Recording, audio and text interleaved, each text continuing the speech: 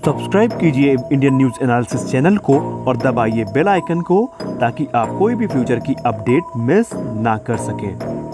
जय हिंद दोस्तों, स्वागत है आपका इंडियन न्यूज एनालिसिस के एक नए एपिसोड में। एक बार हम फिर से हाजिर हैं कुछ इंटरेस्टिंग डिफेंस अपडेट्स के साथ और ये अपडेट काफ़ी महत्वपूर्ण है। हमारी पहली अपडेट भारत के मिग-29 जहाज़ों को लेकर के आ रही है। आपको पता ही होगा कि अभी हाल ही में भारत ने रशिया से 21 मिग-29 यूपीजी जहाज़ों को खरीदने का फैसला किया है।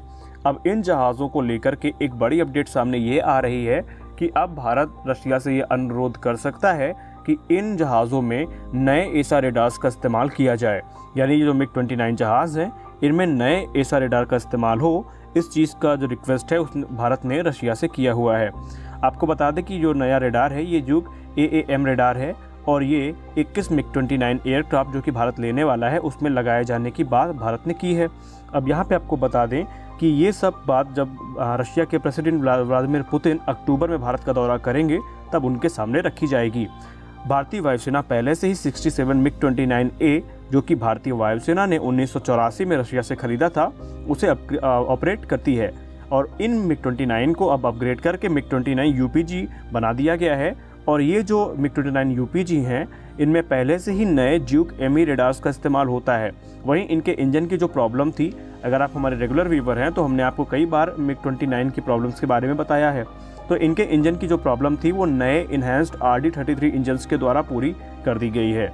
गौरतलब है कि भारत इस समय 21 मिग-29 जहाज़ों को रशिया से लेने वाला है जिनमें इन नए एसा रेडार्स का इस्तेमाल किए जाने की बात भारत रशिया से करेगा।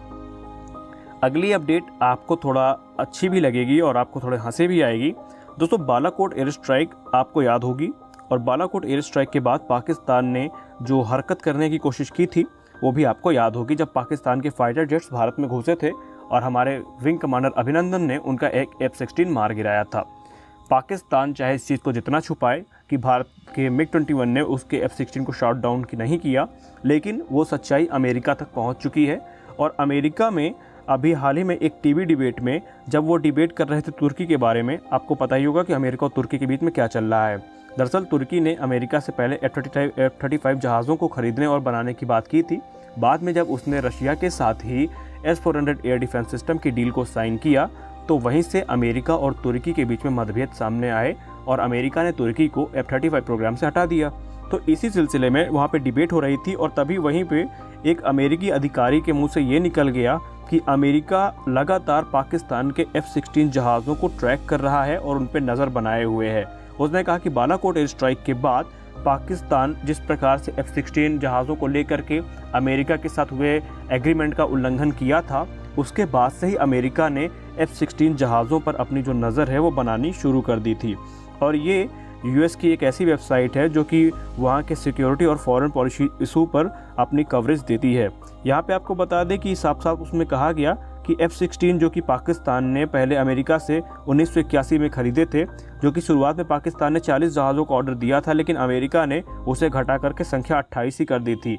लेकिन 1990 के दशक में जब अमेरिका और अल-कायदा के बीच में और तालिबान के बीच में मामला बिगड़ना शुरू हुआ, तब एक बार फिर से 2006 के आसपास या 2005 के आसपास अमेरिका ने जो सेल्स थी वो रिज्यूम कर दी थी F-16 की।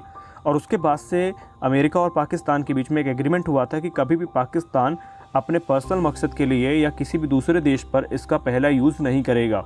लेकिन पाकिस्तान ने F-16 का प्रयोग भारत के खिलाफ करके वो एग्रीमेंट तोड़ दिया था और उसके बाद से ही अमेरिका ने पाकिस्तान को सख्त हिदायत दी कि अब पाकिस्तान के में अमेरिका के जो ऑफिशियल्स हैं वो मौजूद रहेंगे और यहाँ पे 3 से 4 टीम अमेरिका भेजेगा अपनी, जिसमें 4 से 6 पर्सनल्स होंगे और इन्हें उन सारे एयर बेसेस में रखा जाएगा जहाँ पर पाकिस्तान F-16 को ऑपरेट करता है।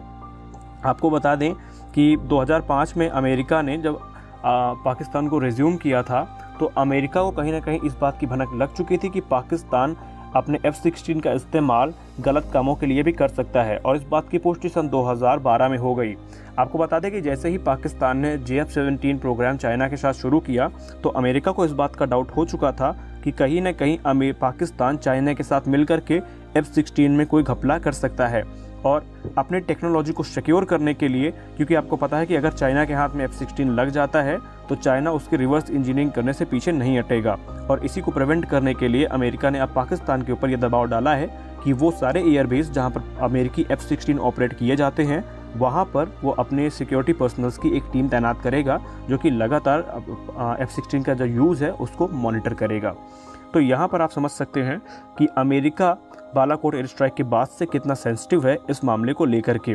वहीं आपको पता ही होगा कि अमेरिका ने हाल ही में पाकिस्तान को चेतावनी भी दी थी कि अगर पाकिस्तान फिर से उनके इस एग्रीमेंट का उल्लंघन करता है तो पाकिस्तान को इसके बुरे परिणाम भुगतने पड़ सकते हैं। तो आपकी इस विषय में क्या राय है? क्या अमेरिका F-16 पर प्रतिबंध लगाने की बात जो सोच रहा है वो सही है? आप अपनी राय कमेंट सेक्शन में ज़रूर दीजिए। तो मिलते